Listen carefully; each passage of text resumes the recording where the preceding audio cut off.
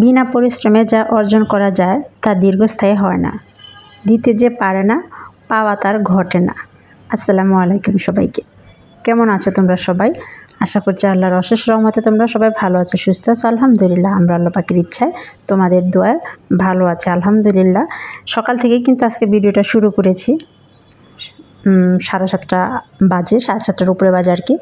সকালবেলা একজন দরজা নক করলো, নক করার শব্দ শুনেই দরজাটা খুলে দিলাম। খুলে দেওয়ার সাথে সাথে দেখি কি 5 লিটারের বোতল, 1 বোতল দুধ নিয়ে আসছে। এটা নাকি ছিল মুন্সিগঞ্জের দুধ। মুন্সিগঞ্জের দুধ নাকি অনেক ভালো, সেই জন্যে সকাল সকাল দুধ উপহার পেলাম আর কি, গরুর দুধ, খাঁটি গরুর দুধ। সেই দুধ দিয়ে কী করা যায় সেই চিন্তা ভাবনা করতে করতে ভাবছিলাম যে পায়েস রান্না করব, খেজুরের গুড় দিয়ে পায়েস রান্না করব। তখন রোহানের বাবা বললো যে না, পায়েস তো কিছুদিন আগে খাওয়া হয়েছে, এটাতে টক দই বানাতে পারো। যেহেতু আমরা টক দই কিনে খাই, 2-3 দিন পর পর একটা করে টক দই কাকা দিয়ে যায়। বললো যে তাহলে কয়েকটা টক দই বানিয়ে রাখলে কিছুদিন খাওয়া যাবে।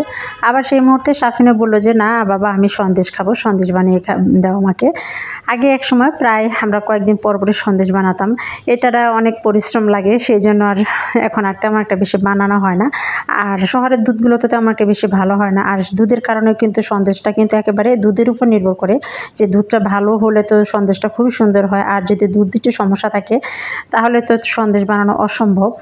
আর এই তো সেই সন্দেশই বানাতে দেখো কি অবস্থা, সারাদিন কিন্তু লেগেছিল। আমি এখানে মাত্র 4 মিনিটেই আমি ভিডিওটা শেষ করেছি, কিন্তু আমাদের কিন্তু সারা দিন লেগেছে, সারাটা অনেকক্ষণ লেগেছে, অনেক ঘন্টা লেগেছে। আমি এই দুধটা 7টার সময় তো জাল দিয়ে বলক উঠিয়ে রাখছিলাম। 11টা থেকে শুরু করছি, 11টা থেকে 5টা পর্যন্ত আমরা এই সন্দেশের সাথে যুদ্ধ করতেছিলাম।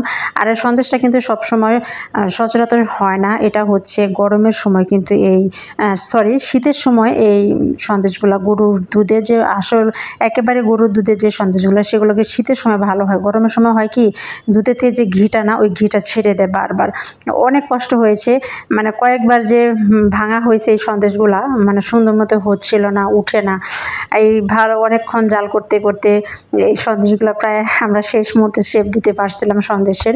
এই তো দেখো এই জাল দিয়ে আর এই অবস্থা করা হয়েছে, কায়ের মতো একদম ডোর মতো হয়ে গিয়েছে দুধটা। আর এখানে তো পরিমাণ মতো চিনি তো আমরা দিয়েছি, অবশ্যই চিনিটা তোমরা যে যেমন খাও সেভাবে দিতে পারো, কিন্তু আমরা এখানে চিনিটা কমিয়ে দিয়েছিলাম।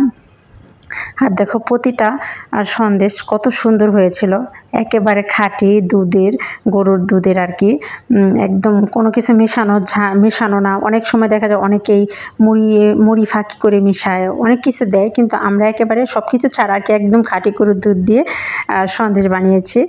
দেখে তো তোমরা বুঝতেই পারতেছো কত সুন্দর হয়েছে, সাজগুলা মানে খুবই সুন্দর হয়েছিল। আর অনেক কষ্ট করে এই আজকে আমরা দুধের সন্দেশটা বানিয়েছি, অনেক পরিশ্রম হয়েছে, সারা দিন এটার সাথে আমরা লেগেছিলাম আজকে। যদি আমরা এটা প্রফেশনাল না, যারা প্রফেশনাল তাদের হয়তো এতটা সময় লাগে না, আমরা তো মাঝে সাঝে বানাই, তার জন্য আমাদের আরও বেশি পরিশ্রম হয়েছে। দেখো মাশাআল্লাহ কত সুন্দর হয়েছে সবগুলা সন্দেশ। আমার কাছে তো সুন্দর হয়েছে, আমি বানিয়েছি বলে আমার কাছে অনেক সুন্দর লাগতেছে। তোমাদের কাছে কেমন লাগতেছে তোমরা কিন্তু অবশ্যই সেটা জানাবা। আর তোমরা তো দেখিয়ে নিলে আমি কীভাবে সন্দেশটা তৈরি করলাম। সন্দেশটা কিন্তু বানানো খুবই সহজ, তোমরা একবার ট্রাই করলে পারবে। আর আমার চেয়ে ভালোই পারবা, ইনশাল্লাহ পারবা আমার চেয়ে ভালো।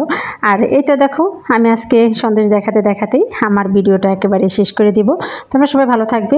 আসসালামু আলাইকুম সবাইকে, আল্লাহ হাফেজ।